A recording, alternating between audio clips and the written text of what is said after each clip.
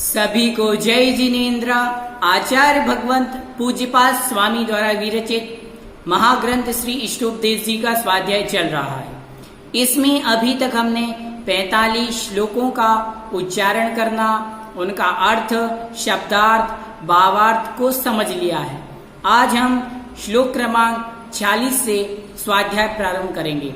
उसके पहले अभी तक आपने चैनल को सब्सक्राइब नहीं किया है तो सब्सक्राइब कीजिए और जैन धर्म की इस महाप्रभावना में जो प्रयास किया जा रहा है उसमें आप भी अपना एक योगदान दीजिए और सभी को यह लिंक शेयर कीजिए। आइए आज का स्वाध्याय प्रारंभ करें। उसके पूर्व मंगलाचरण करते हैं। यस्य स्वयं स्वभावाप्ति रभामि कृतस्निकर्मणा तस्मै संज्ञाने रूपाय नमोस्तु परमात्मने। बोलो आचार्य भगवंत श्री पूज्यपाद स्वामी महाराज की जय। आचार्य भगवंत श्री विद्यासागर जी महाराज की जय। परम पूज्य मुनि पुंगव सुधा सागर जी महाराज की जय। आइए स्वाध्याय प्रारंभ करते हैं। श्लोक क्रमांक 46 का उच्चारण करेंगे और इस श्लोक में बताया जा रहा है पर के अनुराग करने का फल क्या होता है, उसी को समझेंगे। अविद्वान पुद्गलत द्रव्यम, अविद्वान पुद्गलत द्रव्यम यो भी नंदति तस्य तत्, यो भी नंदति तस्य तत् न जातु जंतोः सामीप्यम चतुर्गतिषु मुंचति, चतुर्गतिषु मुंचति। अविद्वान पुद्गलत द्रव्यम यो भी नंदति तस्य तत् न जातु जंतोः सामीप्यम चतुर्गतिषु मुंचति। संधि विच्छेद करते हैं। अविद्वान पुद्गल द्रव्यम यह अभिनंदति तस्य तत् न जातु जंतुः सामीप्यम चतुः गतिषु मुंचति। यो अर्थात जो, अविद्वान अर्थात मूर्ख बहिरात्मा, पुद्गल द्रव्यम पुद्गल द्रव्य को, अभिनंदति आत्मीय भाव से समादर करता है, तस्य अर्थात उसका, जंतो अर्थात उस प्राणी का, तत् अर्थात वह, शरीर आदि, जातु अर्थात कभी भी, चतुर्गतिषु चारों गतियों में, सामीप्यम साथ, न मुंचति नहीं छोड़ता है। ये तो शब्दार्थ हुआ। अब मुख्यार्थ समझते हैं। यो अविद्वान, जो मूर्ख बहिरात्मा, जो मूर्ख पुरुष, जो मूर्ख बहिरात्मा है, पुद्गलत द्रव्यम वह पुद्गल द्रव्य को, अभिनंदति अर्थात आत्मीय भाव से समादर करता है।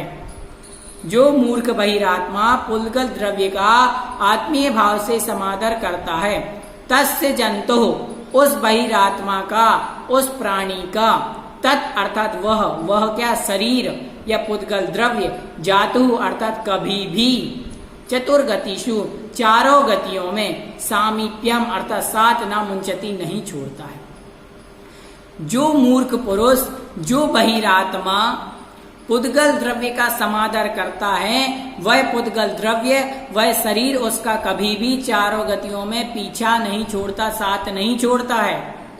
अर्थात जो भी मूर्ख पुरुष होता है, ये जो बहिरात्मा होता है, छेड़ाला में 3 प्रकार की आत्मा कही, बहिरात्मा, अंतरात्मा, परमात्मा।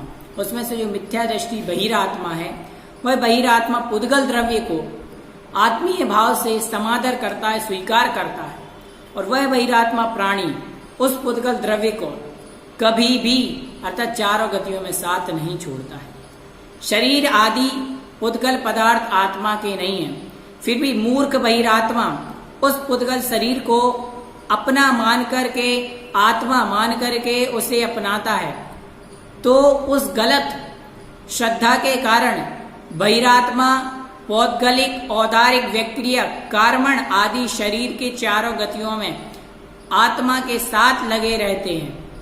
आत्मा जन्म मरण के चक्कर में घूमता रहता है और आत्मा का साथ कभी नहीं छोड़ते। यह पर के अनुराग का फल है। यदि पर में अनुराग करते हो तो वह पर में अनुराग करने के कारण कर्म बंधते रहते हैं, बंधते रहते हैं, बंधते रहते हैं और वह कर्म कभी नहीं छूटते हैं। इस प्रकार से वह सदा ही इस आत्मा के साथ लगे रहते हैं। इस प्रकार से पर के अनुराग का यह फल हुआ कि निरंतर हमें चारों गतियों में भटकना पड़ता है, चारों गतियों में भोगना पड़ता है और किसी भी गति में जाकर के कर्म नहीं छोड़ते। अब समझते हैं स्वरूप निष्ठता क्या है। चलिए श्लोक क्रमांक 47 का पहले उच्चारण फिर उसका अर्थ समझते हैं। आत्मानुष्ठान निष्ठस्य, आत्मानुष्ठान निष्ठस्य व्यवहार बहि स्थिते जायते परमानंद कश्चिद् योगेन योगिनः। आत्मानुष्ठान निष्ठस्य व्यवहार बहि स्थिते जायते परमानंद कश्चिद् योगेन योगिनः। आत्मानुष्ठान निष्ठस्य व्यवहार बहि स्थिते जायते परमानंद कश्चिद् योगेन योगिनः। क्या कह रहे हैं आचार्य भगवान? व्यवहार, पहले इसका संधि विच्छेद करते हैं। आत्मा अनुष्ठान निष्ठस्य व्यवहार बहि स्थिते जायते परमानंद कश्चित् योगेन योगिनः। शब्दार्थ व्यवहार अर्थात व्यवहार चारित्र से, बहि स्थिते बाहर ठहरते हुए, आत्मानुष्ठान अर्थात आत्म ध्यान में, निष्ठस्य अर्थात लवलीन, योगिना अर्थात मुनि के, योगेना अर्थात आत्म ध्यान के द्वारा, कश्चित अर्थात कोई अपूर्व, परमानंद परम आनंद, जायते अर्थात उत्पन्न होता है। भावार्थ को समझने का प्रयास करते हैं। व्यवहार अर्थात व्यवहार चारित्र से, चारित्र के दो भेद, निश्चय चारित्र और व्यवहार चारित्र। उसमें व्यवहार चारित्र से बहि स्थिते बाहर ठहरते हुए, आत्मानुष्ठान अर्थात आत्मा के ध्यान में, निष्ठस्य अर्थात लवलीन, योगिना अर्थात मुनि के, योगेन अर्थात आत्म ध्यान के द्वारा, योग के द्वारा, कश्चित अर्थात कोई अपूर्व, परमानंद परम आनंद, जायते उत्पन्न होता है। व्यवहार चारित्र में बाहर ठहरे हुए, आत्म ध्यान में लवलीन मुनि के, आत्म ध्यान के द्वारा कोई अपूर्वभूत परम आनंद उत्पन्न होता है। कोई व्यवहार चारित्र में स्थित है मुनि। व्यवहार चारित्र मतलब 28 मूल गुणों का पालन करना। कोई मुनि आत्म ध्यान में लीन है, व्यवहार में है, आत्म ध्यान में ध्यान करने का प्रयास कर रहा है और ध्यान करते करते वह निश्चय चारित्र की ओर पहुंच गया, आत्म ध्यान में लीन हो गया और परम आनंद उसे प्राप्त हो गया। वह कहलाती है शुद्धोपयोग की दशा। मतलब शुद्धोपयोग में वह क्षण भर के लिए पहुंच गया। जैसे आचार्य भगवंत विद्यासागर जी महाराज से एक बार पूछा कि महाराज क्या कभी आपको शुद्धोपयोग हुआ है? तो महाराज कहते हैं इतनी बार ध्यान किया और इतनी बार ध्यान करने के लिए कुछ सेकंड या कुछ समय के लिए जो आत्मा की अनुभूति होती है, परमानंद को प्राप्त करते हैं, वह शुद्धोपयोग कहलाता है। तो होता है जब मुनि आहार विहार शयन देव वंदना आदि उपदेश में लगे रहते हैं, तब तक उनके महाव्रत समिति आवश्यक आदि व्यवहार चारित्र का पालन होता है। जब भी अपने आत्म ध्यान में लीन हो जाते हैं, उस समय व्यवहार चारित्र की क्रियाएं नहीं होती। आत्म ध्यान करते समय शुद्ध स्वरूप का जो रसस्वादन होता है, वह आत्मलीन अर्थात आत्मलीन रूप ध्यान के योग मन वचन काय, जहां पर किसी भी प्रकार की प्रवृत्ति नहीं होती है, निर्विकल्प अवस्था होती है, वहां पर परम आनंद उत्पन्न होता है। उसी की चर्चा चल रही, जैसे अभी हमने पढ़ा था।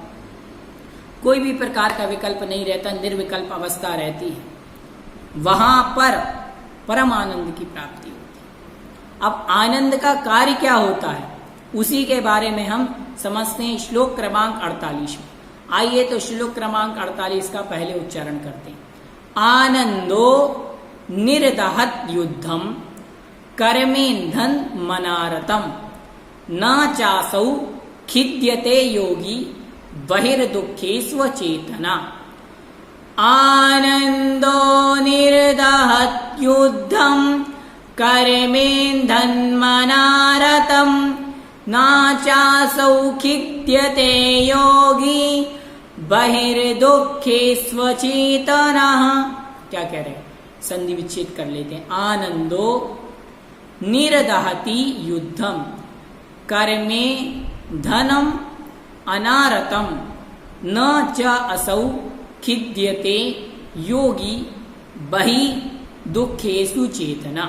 शब्दार्थ समझते। आनंद अर्थात आत्म ध्यान का आनंद, अनारतम निरंतर, उद्धम अर्थात बहुत से, निर्दहति युद्धम में से निकलेगा निर्दहति उद्धम, उद्धम अर्थात बहुत से, कर्मेन धनम अर्थात कर्म रूपी ईंधन को, निर्दहति अर्थात जलाता है, चा अर्थात और, बहि दुखेषु बहिरंग दुखों से, अचेतना अनभिज्ञ, असौ योगी वह योगी आत्मध्यानी, न खिद्यते खेद नहीं होता।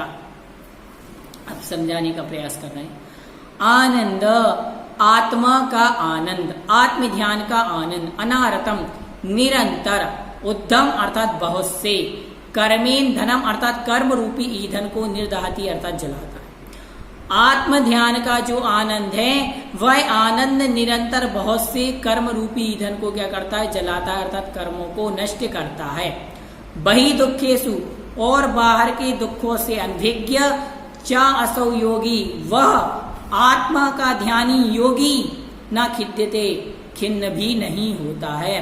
परिसय आदि उपसर्ग आदि बहिरंग में जो परिसय आदि रूप दुख आते हैं, उपसर्ग आदि आते हैं, उनसे वह आत्मा का ध्यानी मुनि खिद्यते खेद को प्राप्त नहीं होता है।